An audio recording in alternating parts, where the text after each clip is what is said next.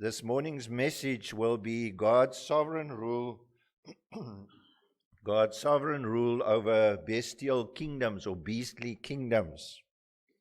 And we read there in verse 1, in the first year of Belshazzar, the king of Babylon, Daniel had a dream, and visions passed through his mind as he was lying on his bed, and he wrote down the substance of his dream. Now you should notice immediately that it's the first year of Belshazzar. Remember in chapter 5, we read about the last year of Belshazzar's reign, the night that he died. So he's going back in time. So the words in the book of Daniel are not chronological, especially in these last chapters. So he's going back to the beginning of Belshazzar's reign in the year 556, 17 years earlier. 17 years earlier, he's going back to that time. And he's having this disturbed sleep. I think he wasn't sleeping well because he saw that King Nebuchadnezzar reigned, and he was for 43 years, and he was a very capable and a very shrewd and a very able ruler. And everything went well in the empire. But when Belshazzar, which is probably his grandson, when he came to the throne, things started to take a turn for the worse. He was a godless man. He was a weak ruler, debauched ruler. He was incompetent, immoral. He had no talent or aptitude for the task. And the Babylonian Empire, the new Babylonian Empire, was starting to fall apart. And Daniel must have been thinking about that earlier vision of King Nebuchadnezzar, where he saw the great statue with the different parts representing different empires. Remember, the head of gold, the bust and arms of silver, the thighs and the belly of bronze, and the legs of iron. And he was thinking, the prophet Jeremiah said the new Babylonian Empire would last for about 70 years, and time is coming towards that end. Time is moving towards that end, and he was seeing this incompetent ruler, and at the same time he saw the rise of the Medo-Persians, their power. And then he had this dream which God gave him with different visions. And so we're going to look at some of these visions. Some of it involves 4 great beasts and a little horn, and today the Ancient of Days. And we're going to look at that. And as I've said, this is what we call apocalyptic writing, which means an unveiling. An unveiling. And we find such writing in parts of Ezekiel and, of course, in the book of Revelation. In the book of Revelation. And it includes these great visions, and frequently they are surrealistic, describing that which is hard to describe in human terms. So the idea is not that we just get the facts, because people can get stuck on the facts, but you should get the overall image as well, and to understand the significance of these events. And despite the fact that these are surrealistic visions, that these are strange visions and pictures and scenes that develop before the mind of Daniel, or later on before the Apostle John, we have to understand that these are connected to real people. These events are connected to real people in real places, in real time and space. So this is not a story like the Lord of the Rings or one of those stories. This is real people, real space, and real time. But the visual form of it is so that it appeals to the senses as well as the mind. Sinclair Ferguson writes, he says, the impressions created on the reader are as important as the understanding of the details. So you must also live yourself into the vision as important as the understanding of the details. You can understand the details and fail to experience the impact. That's Sinclair Ferguson as he mentions the book of Daniel. Now, the first thing we want to look at are the 4 beasts. It says there in verse 2, in my vision at night I looked, He's not sleeping. It's a vision that he's seeing. He's now awake. He started with a dream. He's awake. He sees these visions just like Zechariah's 8 night visions. And there before him he sees the 4 winds of heaven churning up the great sea, and 4 beasts, each different from the others, came out of the sea. Now, first of all, 4 winds aren't 4 literal winds. It could be 4 spirits, because the word for wind and spirit is the same thing.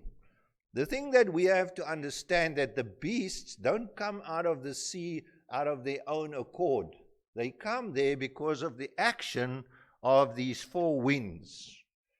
They come out of the sea because of the action of these 4 winds. And these 4 winds could be the 4 spirits of heaven, or the 4 living creatures which we meet in the book of Revelation. The 4 most powerful angels that there are in all of the heavenly realms. Remember there in the book of Revelation, when the 4 horsemen of the apocalypse, they come riding forth, they wait. They can't just ride on their own. What has to happen before they ride? Someone, one of the 4 living creatures, calls out, "Come."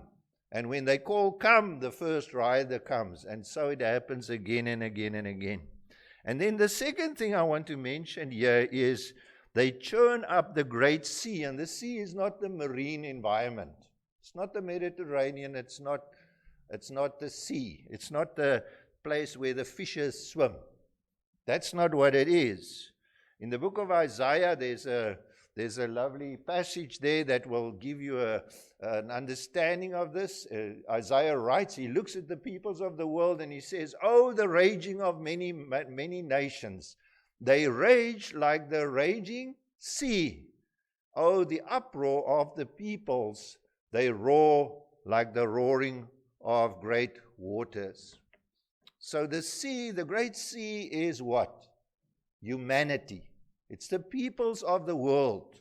It represents the peoples of the world, and the idea is that they are restless. They are always moving and striving, and there's continuous motion. And so what we see in the world is that we have these different powers and groups of people and different rulers and nations, and they're striving, restless, one against the other, and one empire comes up and then another supersedes it and destroys the first one, and so it keeps on going. But the amazing thing is that we have to understand is that they come forth because of the action of the 4 winds of heaven. And the 4 winds means it's control over the whole earth. When we speak about the 4 corners of the earth, what do we mean? Do we mean that there are literal corners?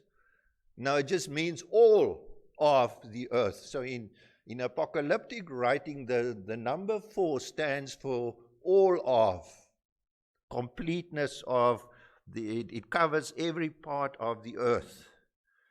Now, when these winds blow upon the great sea, when the action of these angelic beings, when they work on the environment of all the nations and tribes and tongues and empires that are on the earth, what happens?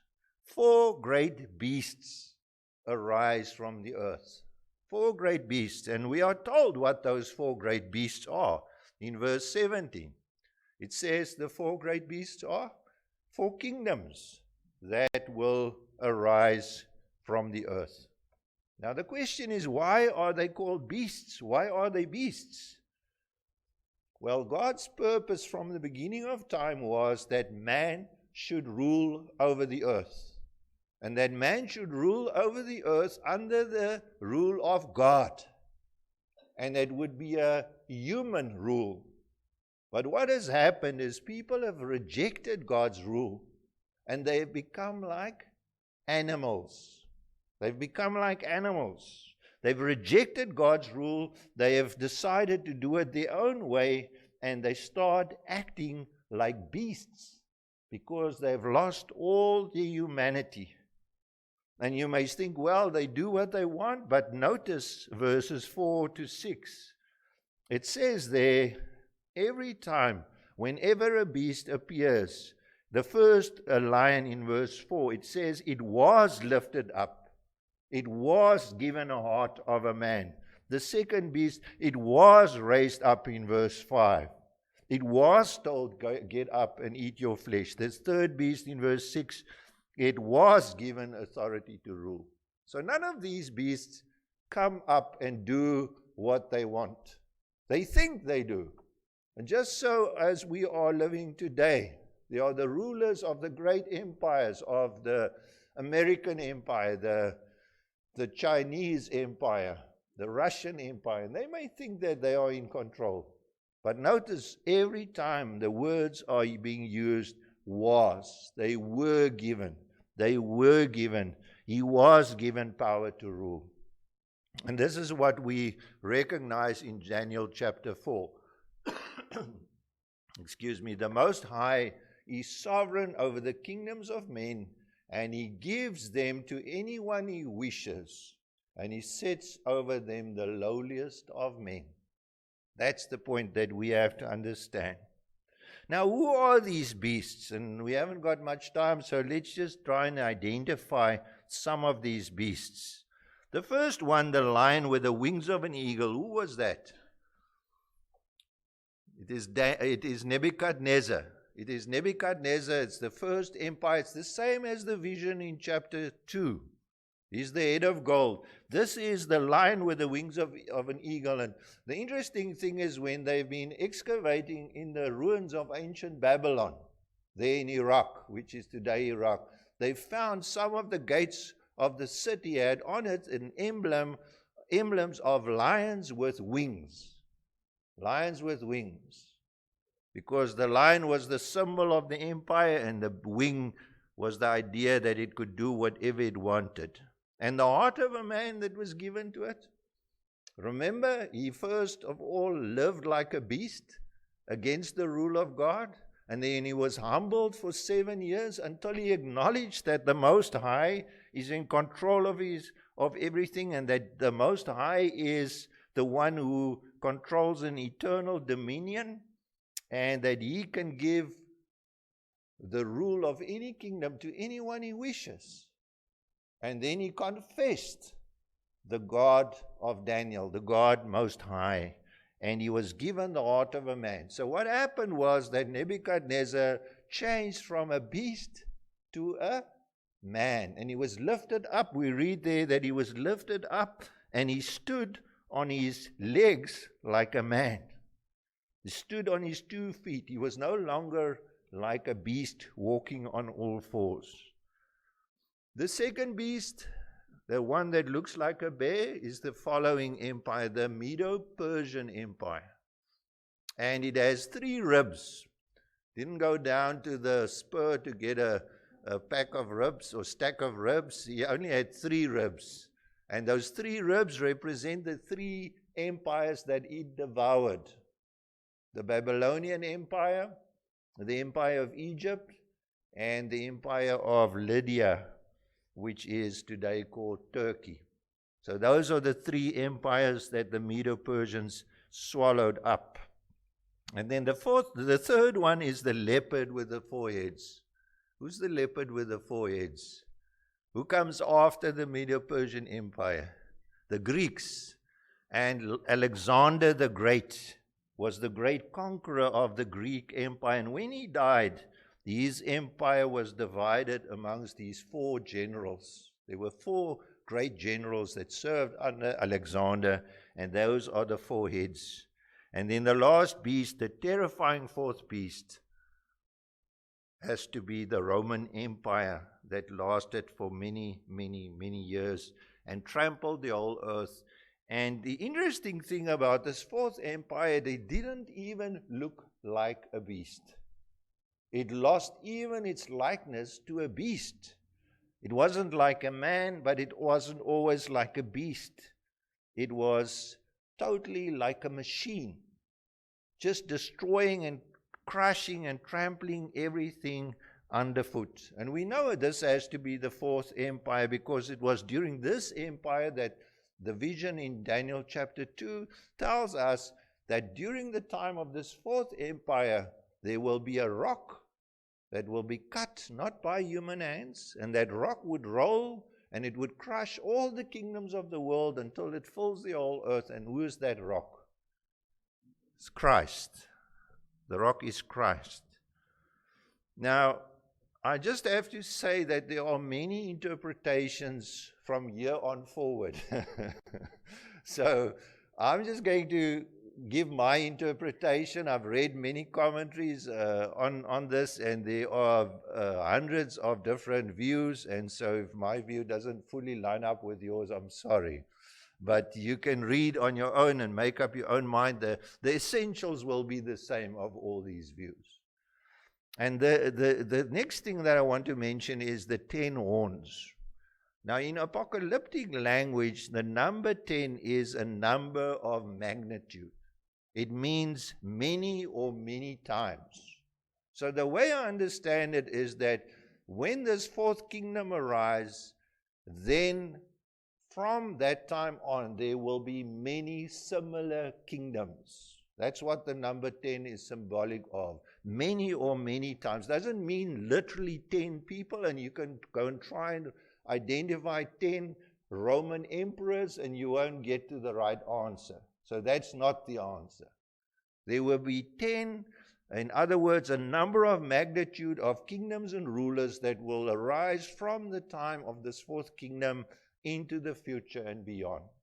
And they will all be like this terrible fourth beast with his large iron teeth and feet, trampling everyone underfoot to a larger or a lesser degree. So that is what the number 10 means. And this will continue into the future until a certain time. It will continue until a certain time when a certain ruler and a certain event would take place. A certain ruler and a certain event. And that's point number 2. Who is this person? We say a certain ruler. And here in Daniel, he's called by a certain name. He is called the little horn. The little horn. Okay? So it says there in verse 8, while I was thinking about the horns, there before me was another horn, a little one, who came up among them. And 3 of the first horns were uprooted before it, and it had eyes like a man and a mouth that spoke boastfully. It was still a beast, but it had eyes like a man and a mouth that spoke like a man, but it spoke boastfully. The interesting thing about this little ruler, he is at the beginning, he is small and he's insignificant. He might not even be a ruler over a kingdom or a very tiny kingdom. And I don't want to give any examples because then you're going to latch onto that. But if it's, he might be the ruler of a tiny, tiny little kingdom somewhere there in Europe. And he seems to have no political power, no significance, no influence. And in time, his influence and his power grows because he has a wise, not a wise like we heard this morning, like an evil mouth, but he is deceptive. He speaks deceptively. And he speaks and he makes great claims. He speaks boastfully. And because he's a master of deception and intrigue, in time his influence and his power will grow far beyond the power of any kingdom. This man will grow. And we find this little horn again in the New Testament. And that's why we read from 2 Thessalonians. And there he is called the man of lawlessness, or the lawless one. And it says there, do not let anyone deceive you that day, that is the day of the Lord. Which is the day of the Lord? The day that Jesus returns. Jesus will not return before 2 things will happen. Until the rebellion occurs. That is a worldwide rebellion against the God of the Bible, against the Lord Jesus Christ. And the second thing is the man of lawlessness is revealed. And this man will suppose and exalt himself over everything that is called God or is worshipped, so that he will set himself up in God's temple, proclaiming himself to be God. So, how do you know if Jesus is coming back tomorrow? You don't. Because you first have to know who the man of lawlessness is. And who is he? We don't. Who? Well, it's a human. It's a human. He's inspired by Satan, but it's a human being. And we don't know. And before that, before this man of lawlessness, or this little horn comes, there will be a rebellion against the things of God, and he will set himself up above the faith in God and about everything, as he says here in 2 Thessalonians, everything that is called God is worshipped. He's not talking here about the gods of the pagans, all the millions of Hindu gods. That's not what he's talking about, the God of the Bible.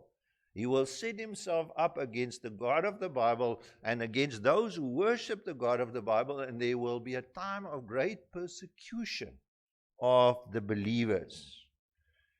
And as we have heard, this man, this lawless one in verse 8, he is, in verse 9 of 2 Thessalonians, he is inspired through Satan. The coming of the lawless one will be in accordance with the work of Satan displayed in all kinds of counterfeit miracles, signs, and wonders. And this is the same person that Daniel is seeing. The little horn, or this man of lawlessness. So, just to sum up this point, because it's important to understand this. This man of lawlessness is represented by an individual who may not in the beginning have the power or control of a large empire. It may be an individual person, and there have been, well, let's just leave it at that. Then he will exert great power far beyond the influence of any empire or military force. And he will instigate a rebellion against everything that has to do with the God of the Bible or the things of God. And we can't identify him now. If you can, and please tell me so that we know, we make ourselves ready for the coming of Jesus. There have been many like this. In 1 John 2 verse 18, he calls this man by a different name. He says, "Dear children, this is the last hour, and as you have heard that the Antichrist," that's who he is, the Antichrist, the little horn, the man of lawlessness, is also called the Antichrist. And he's coming. And John says, many Antichrists have come, and you can name them. Hitler, Mao, Stalin.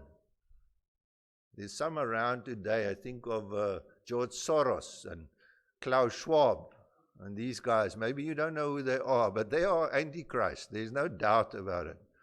But they may or may not be the final one. We don't know. It may continue for hundreds of years to come. We don't know. Muhammad and Islam.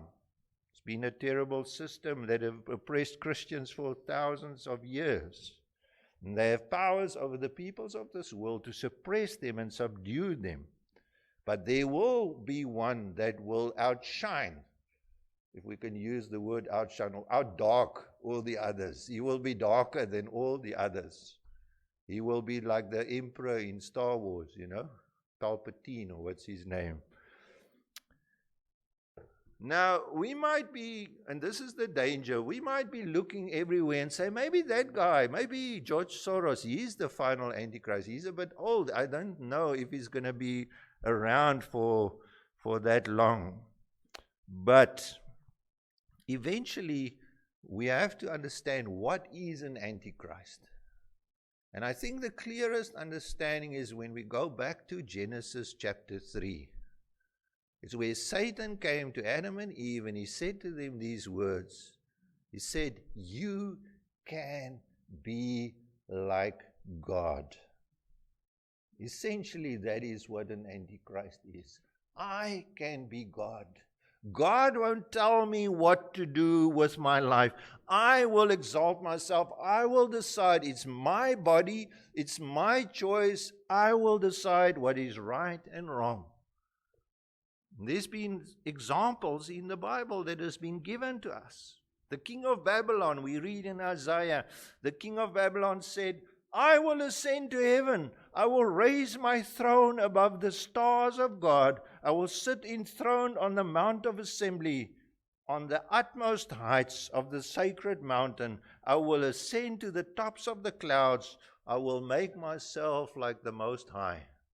It's interesting that people use this passage and they see something of Satan in there. And it is true, because this man was inspired by Satan. And the ruler of Tyre in Ezekiel 28, the ruler of Tyre, that's Phoenicia, there on where Lebanon is today. In the pride of your heart you said, I am a god. I sit on the throne of a god in the heart of the seas. And God says, but you are a man, not a god, though you think you're as wise as God. And we are told in Psalm 82 verse 6 that the rulers of the people of Israel, the judges, the rulers, the lawyers, the religious leaders, they thought they were gods. What does God say to them? You say you are gods, but you will die like mere men. Ultimately, all these people and ourselves can be inspired from the pit of hell, and I can be an antichrist. The third thing I want to mention this morning, so that we end on a good note, is the Ancient of Days. And here's a contrast against everything that we've seen so far. As I looked, it says thrones were set in place, and the Ancient of Days took his seat, and his clothing was white as snow, and the hair of his head was white like wool, and his throne was flaming with fire, and its wheels were all ablaze. And a river of fire was flowing, coming out from before him, and thousands upon thousands attended him.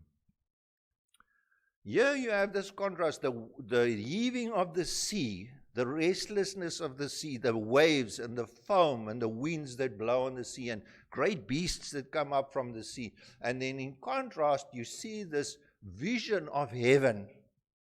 And there on the throne, surrounded by many, many other thrones, sits a person who is called the Ancient of Days.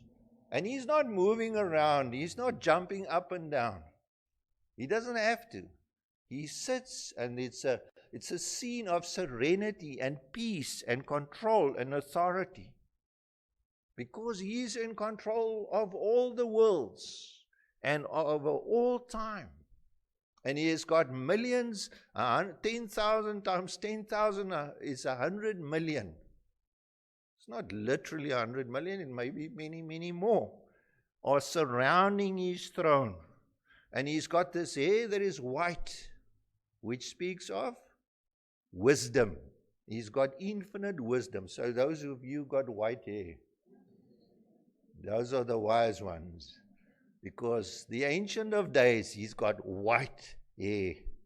And he's got white clothes that speaks of purity. He's holy. He is holy. He's the Ancient of Days. And he comes from antiquity. That's why he's the Ancient of Days. Before days began, he was already there. And when days will end, he will still be there. Remember the book of Revelation, we are told there will no longer be any night. So I don't know if days will end. It will be perpetually day. It will be day forever. This Ancient of Days has been there from the beginning. He will be there from the end. And the other contrast is he's a person. He's not a beast. He's not a grotesque beast with horns and wings and different heads. No, he's there and he is a person. And there are millions, as I said, in attendance. And contrast him in verse 12 with the beast who only live and survive for a period of time. Verse 11, the little horn will be destroyed. And the last thing I want to say about him is the fire there is fire coming out from before him. A river of fire that flows out from before him. And fire speaks of purity and cleansing and judgment. Remember there in Lord of the Rings, where Gollum has to take the ring of power? What does he have to do with it? He has to put it in the fire. He has to put it in the fire so that all evil can be destroyed. And that is the thing that we have to understand about the Ancient of Days. He is in total control. And one day all evil will be destroyed because there is a river of fire flowing out from before him. I want to conclude this morning, my brothers and sisters, by saying God is a consuming fire. As I've said, you may be looking for an antichrist, and there are very good candidates. We can sit and discuss this. I know some of you like to discuss this, who can be the next antichrist, and there are many around.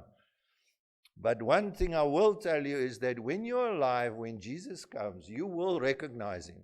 There will be no doubt. If we ask everybody here, all of us will say the same thing. We will know who it is, because he will be universally known by all the believers, and he will oppress the people of God, and he will set himself up against all the things of God, and he will replace the worship of God with the worship of the dragon or Satan. But again, I want to remind you that you may be looking over there and forget to look at yourself. How about you? Maybe you're here this morning, I can't see in your hearts. I trust that most of you, hopefully all of you, are Christians. But are you an antichrist? You may not be a ruler of a great empire or a business empire, a political empire, or a great family fortune. You may just be a normal person living in a normal house in one of the suburbs. But is the Ancient of Days sovereign over your life? Do you bow the knee to the Ancient of Days, or do you say, I will be like God, like Adam and Eve said in the garden? We will decide what is right, and I will decide what is marriage. I will decide what is sexuality. I will decide what is male and female. I will decide what to do with the unborn baby. All those things. That is the Antichrist spirit. I want to end off with these words, these sober words from Hebrews 12 verse 28. It says, let us, because we are receiving a kingdom, an eternal kingdom, which I think he was thinking about Daniel chapter 7 when he wrote this. We are receiving this kingdom that will never be shaken, this kingdom that will stay for all eternity. Let us be thankful and so worship God acceptably with reverence and awe, for our God is a consuming fire. Amen.